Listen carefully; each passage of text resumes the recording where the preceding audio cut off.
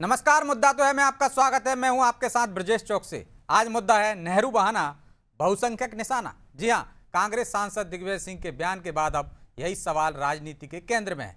नेहरू की विचारधारा और उनकी किताब का हवाला देते हुए दिग्विजय सिंह ने बहुसंख्यक समाज पर निशाना साधा, लेकिन अब इस बयान को लेकर सियासी बहस तेज हो गई है, क्योंकि आखिर बहुसंख्यक समाज को बार बार कटघरे में क्यों खड़ा किया जा रहा है। देश में पिछले कुछ वर्षों में बहुसंख्यक समाज अपनी धार्मिक पहचान, परंपराओं और सांस्कृतिक अधिकारों को लेकर ज़्यादा मुखर हुआ है, तो क्या अपनी पहचान और अधिकारों को लेकर आवाज़ उठाना सांप्रदायिकता माना जाएगा? इधर बीजेपी कांग्रेस को हिंदू विरोधी बता रही है। कुल मिलाकर दिग्विजय के बयान पर सियासी बवाल मचा हुआ है, जिसकी वजह से कई सवाल खड़े हो रहे हैं। उन सवालों को भी हम उठाएंगे, लेकिन पहले देखिए रिपोर्ट।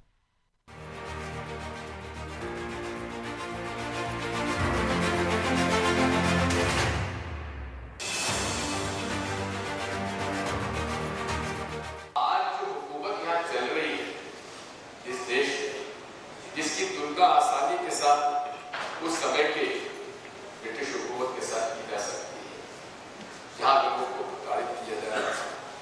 आज भी वही हालत है। सरकार पर हमला बोलते बोलते कांग्रेस सांसद दिग्विजय सिंह ने ऐसा बयान दे दिया जिसने नई राजनीतिक बहस को जन्म दे दिया है। भोपाल में आयोजित कार्यक्रम में दिग्विजय सिंह ने मौजूदा शासन व्यवस्था की तुलना अंग्रेजों के दौर से की और फिर कहा कि अल्पसंख्यक सांप्रदायिकता से कहीं ज्यादा खतरनाक है बहुसंख्यक सांप्रदायिकता।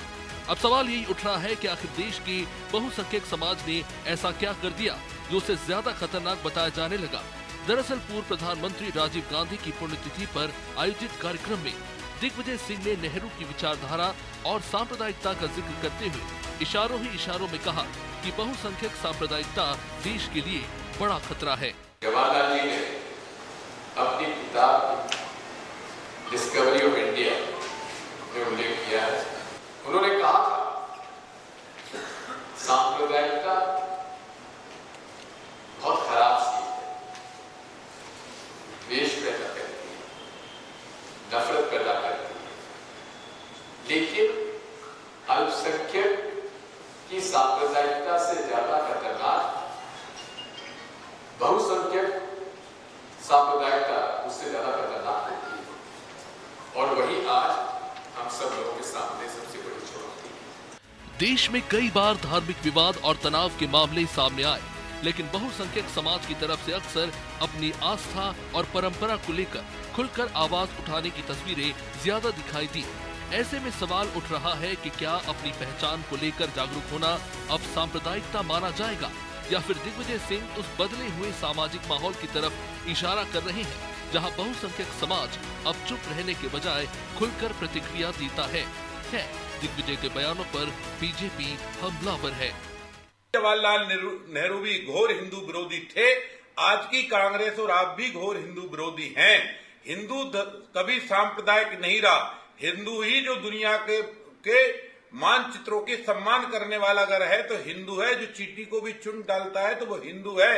लेकिन दिग्विजय सिंह जी, आप कभी अपने चहेते चेहरों से तो पूछो कि निर्दोषों को सिंदूर किसने उजाड़ा, इस देश के मठ और मंदिर किसने तोड़े।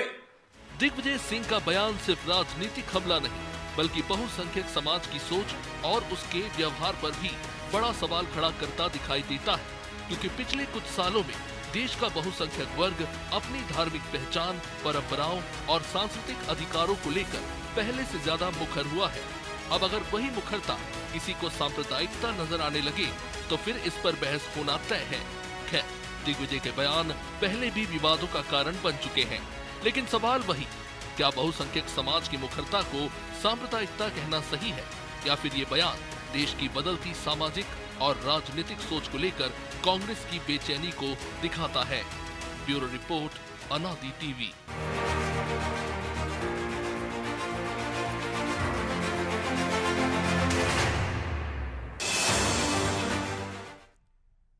इस मुद्दे पर चर्चा शुरू करें उससे पहले वो सवाल जो जरूरी है। पहला सवाल, क्या दिग्विजय ने नेहरू की विचारधारा का हवाला देकर बहुसंख्यक समाज पर निशाना साधा है? दूसरा सवाल, क्या दिग्विजय के बयान के बहाने बीजेपी कांग्रेस को हिंदू विरोधी साबित करना चाहती है? तीसरा सवाल, क्या बहुसंख्यकों की मुखरता कांग्रेस को असहज कर रही है? चलिए इन सवालों के साथ इस मुद्दे पर चर्चा शुरू करते हैं। चर्चा में हमारे साथ मौजूद हैं बीजेपी नेता सागर कसेरा, कांग्रेस नेता शेख रुस्तम और वरिष्ठ पत्रकार रमेश शर्मा। आप तीनों मेहमानों का बहुत बहुत स्वागत है। और रुस्तम जी, शुरुआत आपसे ही करते हैं। दिग्विजय सिंह कह रहे हैं कि नेहरू जी की किताब में लिखा है कि अल्पसंख्यक सांप्रदायिकता से ज़्यादा खतरनाक बहुसंख्यक सांप्रदायिकता है। तो नेहरू के इन विचारों पर आज भी आपको यकीन है? और जो वो कह रहे हैं क्या सही है? सहमत हैं, असहमत हैं? ब्रजेश जी, नेहरू के विचारों पर सिर्फ भारत ही नहीं बल्कि पूरा विश्व सहमत है। नेहरू जी के विचारों की वैश्विक स्वीकार्यता है और इस बात से आप भली भांति परिचित होंगे कि स्वतंत्रता के बाद जिस तरह से देश का प्रतिनिधित्व नेहरू जी ने किया है और राजनीतिक तौर पर देश की प्रतिष्ठा हासिल करवाई है अंतर्राष्ट्रीय स्तर पर, वो असाधारण है। अब मैं दिग्विजय सिंह जी के बयान पर आता हूं। दरअसल दिग्विजय सिंह जी ने भारतीय जनता पार्टी की दुखती रग पर प्रहार किया है ब्रजेश जी, और इस मौके पर प्रहार किया है कि आज देश के प्रथम प्रधानमंत्री नेहरू जी की पुण्यतिथि पर देश उन्हें याद कर रहा है और उनके ही विचारों को दिग्विजय सिंह ने दोहराया है। ये कोई नया विचार नहीं है बहुसंख्यक सांप्रदायिकता का। नेहरू जी ने स्पष्ट तौर पर 1958 में कांग्रेस के अधिवेशन में ये बात कही थी कि बहुसंख्यक सांप्रदायिकता देश के लिए बेहद खतरनाक है। और दरअसल लेकिन रामेश्वर शर्मा कह रहे हैं कि हिंदू विरोधी हैं दिग्विजय सिंह और कांग्रेस। बहुसंख्यक खासकर हिंदू कभी भी सांप्रदायिक नहीं है। दिग्विजय सिंह जी के बयान को ना तो हिंदू विरोधी बयान के तौर पर देखा जाए और ना इसे अल्पसंख्यक तुष्टीकरण के तौर पर देखा जाए। दरअसल दिग्विजय सिंह जी ने इस बात की ओर आगाह किया है जिस मार्ग पर देश की राजनीति चल पड़ी है और जिस बहुसंख्यकवाद की राजनीति के घोड़े पे सवार होकर भारतीय जनता पार्टी राजनीति कर रही है, और ये देश के संविधानिक ढांचा के लिए साहब कहां दिख रहा है आपको बहुसंख्यक सांप्रदायिकता का खतरा? आ रहा हूं सागर जी, कहां दिख रहा है? कहां ऐसा कुछ कर दिया बहुसंख्यक समाज ने कि जो आपको खतरा लगने लगा कांग्रेस को भी? और पहले ऐसा क्या कर दिया था और अब ऐसा क्या कर दिया? ब्रजेश जी, दिग्विजय सिंह जी बहुसंख्यक समाज पर निशाना नहीं साध रहे हैं। मैंने कहा कि हिंदू विरोधी बयान के तौर पर मत देखिए। भारतीय जनता पार्टी ने जिस तरह से बहुसंख्यकों की सांप्रदायिक भावना, धार्मिक भावना को उभार कर उसे धर्म और राष्ट्रवाद, तो वो उग्र कहां हुई? धार्मिक पहचान बताना या उसकी बात करना कहां से गलत हो गया शेख साहब? भाई उग्रता अलग होती है, सांप्रदायिकता। सांप्रदायिकता और उग्रता ये तो दोनों ही एक ही साथ चलते हैं ना ब्रजेश जी। और भारतीय जनता पार्टी ने इसी का चोला पहनाया है बहुसंख्यकों की धार्मिक भावना को। और अगर पिछले एक दशक की राजनीति देखने के बाद भी अगर आप ये सवाल करते हैं कि क्या देश में बहुसंख्यकवाद की राजनीति चल रही है, तो ये तो मुझे बहुत हैरानी हो रही है आपके सवाल। चलिए जवाब ले लेता हूं सागर जी से। सागर जी एक लाइन और मुझे मुकम्मल करने दीजिए जी। भारतीय जनता पार्टी और संघ के पितृ पुरुष नायक गोलवलकर जी ने अपनी किताब वी आर अवर नेशनहुड में लिखा है कि कोई भी देश बहुसंख्यकों से बनता है और ऐसे स्थिति में देश में अल्पसंख्यक क्या कर रहे हैं। ये दरअसल भारतीय जनता पार्टी इसीलिए तिलमिलाई हुई है क्योंकि दिग्विजय सिंह ने बिल्कुल सटीक निशाना लगाया। दिग्विजय सिंह ने सटीक निशाना लगाया, लेकिन यदि वो कह रहे हैं बहुसंख्यक सांप्रदायिकता की बात कर रहे हैं तो आप इसको हिंदू विरोधी क्यों मान रहे हैं? वो तो कह रहे हैं हिंदू विरोधी नहीं है। राजेश जी देखिए, सबसे पहले तो मैं आज पंडित जवाहरलाल नेहरू जी की पुण्यतिथि है तो उन्हें सादर नमन करते हुए उनका जो वैश्विक दौर था जिसकी बात अभी माननीय कांग्रेस प्रवक्ता ने की, याद दिलाना चाहूंगा। उन्हें सबसे ज्यादा तो एडविना माउंटबेटन भी याद करती होंगी कि किस प्रकार से जिस प्रकार के उनके कार्य रहे। एनीवेज, आज का ये विषय नहीं, इसलिए मैं उस विषय में नहीं जाता। लेकिन दिग्विजय जी का पूरा राजनीतिक जीवन अगर किसी एक चीज के लिए याद किया जाएगा तो वह है ब्रजेश जी हिंदू समाज को कटघरे में खड़ा करने की राजनीति के। आज वे कह रहे हैं कि देश में बहुसंख्यक सांप्रदायिकता सबसे बड़ा खतरा है।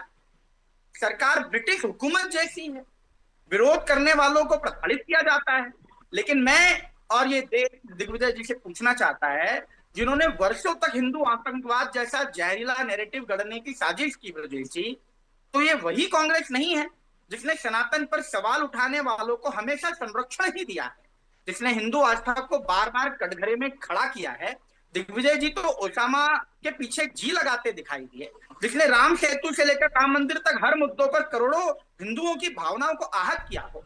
वो लोग आज लोकतंत्र और सहिष्णुता का हमको पाठ पढ़ा रहे हैं और बहुसंख्यक को सांप्रदायिकता जैसा चोला पहनाना चाहते हैं और कह रहे हैं कि हिंदुओं के पेट में दर्द क्यों हो रहा है। तो जवाब सुन लीजिए, भारत में बहुसंख्यक समाज हमेशा ही वसुदेव कुटुंबकम की बात करता है।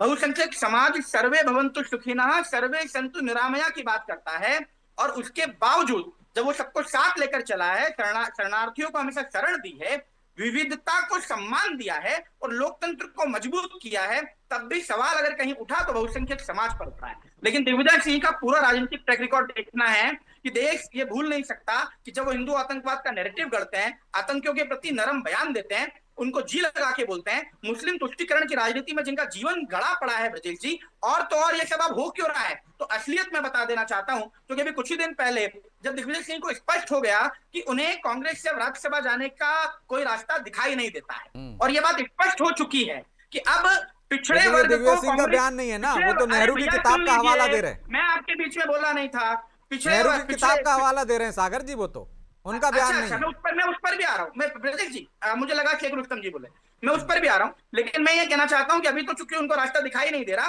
और पिछड़े वर्ग को कांग्रेस से भेजने की बात कही जा रही है, तो जब पिछड़ा वर्ग कांग्रेस से जाने की बात आ रही है तो वो ये जातिगत राजनीति का चोला ओढ़कर इस प्रकार का नैरेटिव करने का प्रयास कर रहे हैं। लेकिन जब आपने कहा कि नेहरू जी की किताब की बात कर रहे हैं, तो किताबें तो बहुत सारी हैं, लेकिन अगर मैं नेहरू जी के ही निजी सचिव एमओ मथाई की किताब की बात करने लगूंगा अभी तो बहुत ज्यादा विवाद खड़ा हो जाएगा, इसलिए मैं उस बारे में नहीं जाना चाहता। लेकिन आपको एक बात स्पष्ट होना जरूरी है, पंडित जवाहरलाल नेहरू जी ने भी मुस्लिम तुष्टीकरण की राजनीति का सहारा लिया, मुस्लिमों को हमेशा तुष्टीकरण का अपना चेहरा बनाया, वोट बैंक के लिए नर्चर करते रहे, हिंदुओं को जातियों में बांटते रहे, हिंदू बेचारा भाईचारा बनकर भाई भाई करता रहा और चारा बनकर वो वोट बैंक के माध्यम से हमेशा शिकार होता रहा। बात घूम फिर के वहीं आ गई शेख साहब, मुस्लिम तुष्टीकरण की राजनीति कांग्रेस पहले भी करती रही है, दिग्विजय सिंह भी वही कर रहे हैं। छोटा सा जवाब दीजिए। ये बहुत ही स्वाभाविक जवाब है भारतीय जनता पार्टी का। भारतीय जनता पार्टी तुष्टीकरण जैसे शब्द शायद हिंदुस्तान के 140 करोड़ लोगों में से बहुत कम लोग इस शब्द का अर्थ जानते हैं। इसकी इस ढाल के पीछे भारतीय जनता पार्टी छुपना चाहती है। तुष्टीकरण का नाम लेकर दरअसल भारतीय जनता पार्टी जब भी तुष्टीकरण शब्द का इस्तेमाल कर रही होती है तो दरअसल ध्रुवीकरण कर रही होती है। सेकुलर शब्द भारत के संविधान में किस प्रकार से जोड़ा गया ये बता दीजिए। अरे कसेरा जी, पूरी राजनीति का गंदा काला इतिहास तुष्टीकरण का रहा है। अगर नेहरू जी के विषय में समझ लिया होता कि किस प्रकार से मुस्लिम लीग के साथ जुड़ करके भारत के दो टुकड़े करने वाले वो रहे, तो शायद कभी आप ये बात नहीं कर पाते। अगर सच्चे देशभक्त हैं तो आज कांग्रेस के साथ रहना मुझे लगता है अपने आप में आत्मा को कचोटता होगा। ठीक है, मैं लौटूंगा आप दोनों के पास। रमेश जी, क्या बहुसंख्यक समाज जो मुखरता दिख रही है आजकल उस समाज में, तो कहीं ना कहीं क्या कांग्रेस को असहज करती है? और दिग्विजय सिंह के इस बयान के क्या मायने हैं? क्या नेहरू के बहाने वो बहुसंख्यक समाज पर निशाना साध रहे हैं? देखिए, मोटे तौर पर दिग्विजय सिंह जी का ये बयान जो है ये बहुत आश्चर्यजनक बयान नहीं है और लगभग इस तरह की बात वो पहले भी करते रहे हैं। तो अगर हम दो चीजों को देखें, एक कांग्रेस को देखें और दिग्विजय सिंह जी को देखें, तो ये दोनों बातें हमको स्पष्ट होती हैं। कांग्रेस की स्थापना अगर की थी तो एक अंग्रेज ने की थी और 1857 में ह्यूम साहब कलेक्टर थे और जब बात क्रांतिकारी वहां पहुंचे तो वो साड़ी पहन करके भागे थे। उन्होंने आगे चल करके कांग्रेस की स्थापना की और लगभग 5, 7, 8 अंग्रेजों के सेक्रेटरी जो रहे वो कांग्रेस के अध्यक्ष रहे। तो कहीं ना कहीं अंग्रेजों का प्रभाव कांग्रेस पर रहा, एक बात। दूसरी बात, कांग्रेस की पूरी राजनीति मुस्लिम लीग से प्रभावित रही है। कांग्रेस ने, अगर आप देखेंगे तो उन्होंने सुविधा दी थी कि मुस्लिम लीग के सदस्य कांग्रेस के सदस्य भी रह सकते हैं। मोहम्मद अली जिन्ना मुस्लिम लीग के अध्यक्ष भी रहे, कांग्रेस के सदस्य भी रहे। तो स्वाभाविक रूप से कहीं ना कहीं मुस्लिम लीग का प्रभाव हमेशा रहा है। तो कांग्रेस का कोई नेता अगर इस तरह की बात करता है तो मुझे उसमें आश्चर्य नहीं होता। अब दूसरी बात जो है, जो बहुसंख्यक सांप्रदायिक अगर आप देखेंगे भारत का पूरा इतिहास देखेंगे, अगर हजारों साल की बात छोड़ दे तो आप 78 साल में देख लें, बहुसंख्यक समाज ने कभी भी ये नारा नहीं लगाया कि सर कलम कर देंगे, सर तन से जुदा कर देंगे। बहुसंख्यक समाज ने किसी भी दूसरे धर्म स्थल पर अपना कोई अधिकार नहीं किया। वो सारा संघर्ष अपने धर्म स्थल बचाने के लिए कर रहे हैं, जबकि अल्पसंख्यकों ने हिंदुओं के बहुसंख्यकों के धर्मस्थलों पर कब्जा कर लिया। संभल में 20-22 तो मुक्त हो पाए हैं। तो कुल मिलाकर के वो अपने धर्मस्थल बचाने पर लगा हुआ है। बहुसंख्यक समाज ने कभी भी किसी बस्ती से किसी अल्पसंख्यक को बाहर नहीं किया, जबकि दूसरे लोग, चाहे वो मुर्शिदाबाद हो या कश्मीर हो या संभल हो या बरेली हो, तो कहीं ना कहीं दूसरों को बाहर करते चले जा रहे हैं। तो स्वाभाविक रूप से सांप्रदाय के बहुत स्पष्ट है कि कौन सी खतरनाक है। तो कुल मिलाकर के, और उसके बाद अगर वो ऐसा पर्दा डालते हैं, तो कांग्रेस के एक और छोटा सा उदाहरण देना चाहता हूं। कांग्रेस ने बात तो की कि राम राज्य लेकर आएंगे, लेकिन राम राज्य के लिए आंदोलन कांग्रेस ने नहीं किया, खलीफा राज्य के लिए आंदोलन कांग्रेस ने किया। तो स्वाभाविक रूप से कांग्रेस की एक धारा अलग रही। अब नेहरू जी की राजनीति को बात अगर देखें, 1945 में अगर ब्रिटिश प्रधानमंत्री एटली ने यह घोषणा कर दी थी कि भारत के विभाजन का समय आ गया है, पाकिस्तान अब बनेगा, उसके बाद भी भारत की संविधान सभा में मुस्लिम लीग के सदस्य क्या कर रहे थे? ये जो संविधान सभा बनी है, उस संविधान का पाकिस्तान ने तो स्वीकार किया ही नहीं। और अगर 15 अगस्त 1947 को सत्ता हस्तांतरण हो गया था, अंग्रेजों ने सत्ता सौंप दी थी, तो अंग्रेजों का जो अंतिम वायसराय था माउंटबेटन, वो सिर पर काय लादे रहे नेहरू जी, उसको केवल उसकी नेम प्लेट बदली, सारे पावर उसके पास रहे। तो कहीं ना कहीं अंग्रेज और मुस्लिम लीग हमेशा हिंदुओं के खिलाफ रहे। कांग्रेस उसी लाइन पर पूरी चल रही है, आज भी चल रही है, और दिग्विजय सिंह के बयान में उसी की झलक है। ठीक है, शेख साहब जवाब दीजिए। मुस्लिम लीग और अंग्रेजों की राह पर चल रही है, जो उन्होंने रास्ता बनाया था, उनसे प्रभावित हैं आपके नेता, और हिंदुओं ने, बहुसंख्यकों ने कब इस तरह से उग्रता दिखाई कि उनके धार्मिक स्थलों पर दूसरों के पे कब्जा किया हो? वो तो अपने ही वापस लेने के लिए कानूनी और सहिष्णुता की लड़ाई लड़ रहे हैं। देखिए ब्रजेश जी, रमेश शर्मा जी बड़े वरिष्ठ और विद्वान पत्रकार रहे हैं। मैं उनकी ज्यादातर बातों पर अपनी प्रतिक्रिया नहीं दूंगा, लेकिन आपके सवाल पर जरूर मैं उत्तर दूंगा। अगर कांग्रेस पार्टी हिंदू विरोधी होती तो क्या स्वतंत्रता के बाद 55 वर्षों तक देश की सत्ता संभालने का अवसर कांग्रेस पार्टी को मिल सकता था? और मुस्लिम लीग एक अलग राजनीतिक दल था, वो एक सांप्रदायिक और विभाजनकारी राजनीतिक दल था, और कांग्रेस और मुस्लिम लीग और उत्तर और दक्षिण ध्रुव की तरह रहे हैं। दोनों की तुलना करना, दोनों की विचारधारा को एक समान बताना, ये निहायत ही शर्मनाक है और देश के स्वतंत्रता आंदोलन का भी मजाक उड़ाने के बराबर है। देखिए, अगर अतीत में कुछ हुआ है तो उसका बदला आज वर्तमान में तो नहीं लिया जा सकता। ब्रजेश जी, क्या इसी राह पर भारतीय जनता पार्टी लेकिन अतीत के विचारों पे आज वर्तमान में आप चलेंगे तो फिर बात क्यों नहीं होगी अतीत की? आप यदि नेहरू के विचारों को आज भी मान रहे हैं कि वो सही हैं, तो फिर उन पर बात क्यों नहीं?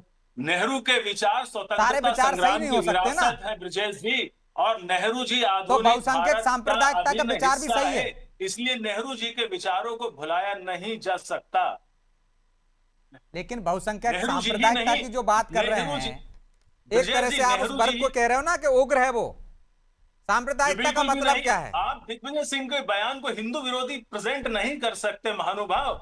और सुनिए, सिर्फ नेहरू जी ने नहीं बल्कि गांधी जी ने भी भारतीयों के लिए क्या कहा है, सुनिए।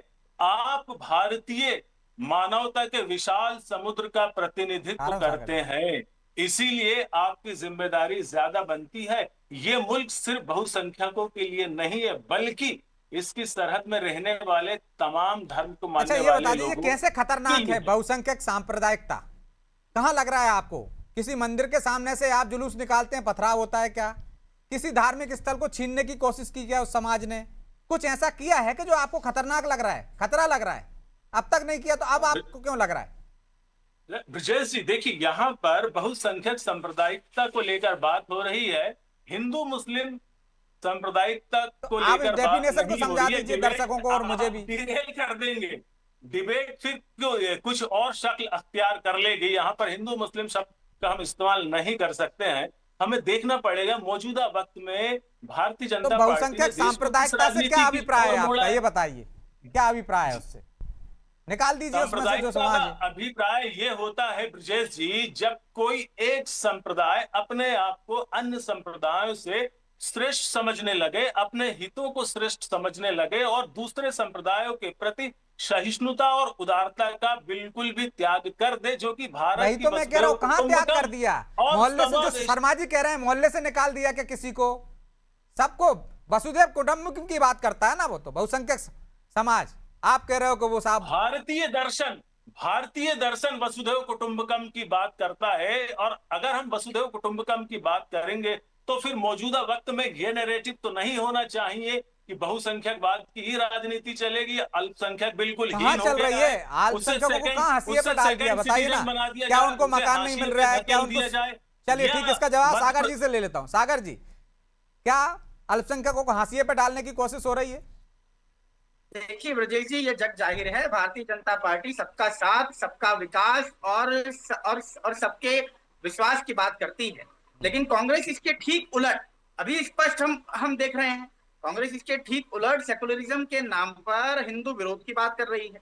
तो स्पष्टता से ये सबके सामने है, कहते हैं प्रत्यक्षम किम प्रमाणम। लेकिन मैं अभी इस विषय पर, चूंकि अभी जहां पर रुस्तम जी ने जो दो महत्वपूर्ण मुद्दे उठाए, उन दोनों पर ही अपनी बात रखना चाहता हूं। और इसलिए समझना सबसे ज्यादा महत्वपूर्ण बात यह है कि जो इन्होंने कहा कि हिंदू विरोधी होती तो 55 साल सत्ता में कैसे रहती, तो सुन लीजिए कि 55 साल जब आप सत्ता में रहे, क्योंकि आजादी के बाद देश में राजनीतिक वर्चस्व कांग्रेस का था, विपक्ष कमजोर था, लोकतंत्र के विकल्प सीमित थे। लेकिन कुछ बातें जो आज तक जनता के समझ में नहीं आई, उनका जवाब आप दे दीजिए। क्या इमरजेंसी आपने सही लगाई थी? क्या शाहबानो केस में तुष्टीकरण का जो काला गंदा खेल खेला गया था वो सही था?